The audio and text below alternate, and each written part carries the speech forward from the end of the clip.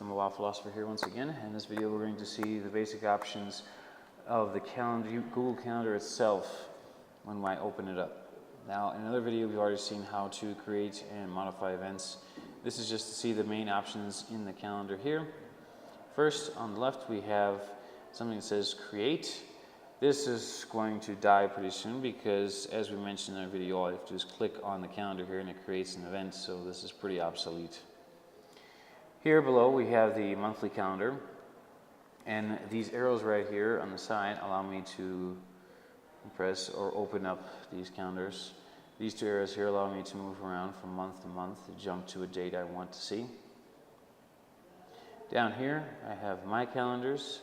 The only one right now I have is Phil Sophia, but I can also go here to this arrow here and I can create a new calendar right from here.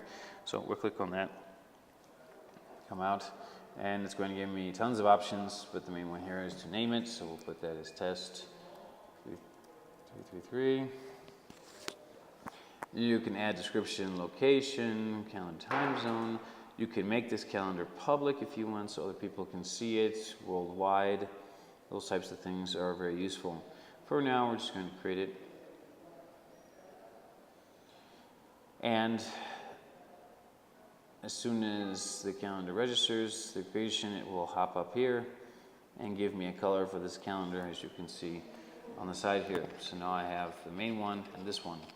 And again, these are very useful, especially if you don't want to have, for example, business meetings in your personal calendar, or if you're going to make a calendar public and you want other people to see the events but not the events on your personal calendar.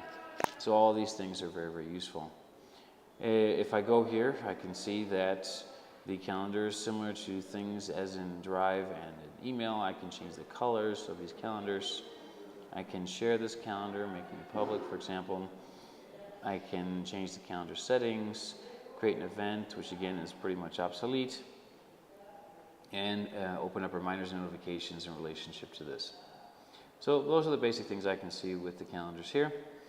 And then in this case, I can also click on these things. When the color disappears here, it means I am hiding the calendar here. If I do the same thing with Phil Sophia, or see the date, the event here, if I click on this guy, he's going to disappear, meaning I'm hiding that calendar. If I click on the calendar again, it's going to present the calendar once again. And then here below, I have other calendars, which are basically public calendars that are universal. As you can see here, we have contacts' birthdays, we have holidays, things like that, that I can add to the calendar that are not necessarily my own. So these are the basic options that we have here. You can add as many calendars as you want here, both under both these sections, and they can become very useful. For example, I can have US or European holidays, if I can check those out to see if one of my colleagues is at work or not on a specific day. And here I can have as many calendars as I want, a family calendar, business calendar, private calendar, all I want here as well. Going out again, let's go up here. We have the arrows here. Instead of something similar to these guys here, this will go month by month. These will go week by week, allowing me to go back and forth weekly. And then over here I have a bunch of options that says day, week, month, 4 days agenda. Now, if we look at each one of these, we're going to see this will obviously give me a month view. This will give me a week view. This will give me a day view. I can choose a 4-day. This is actually something you can change. You can have a 2-day one if you want, a 3-day, things like that, or a 2-week one.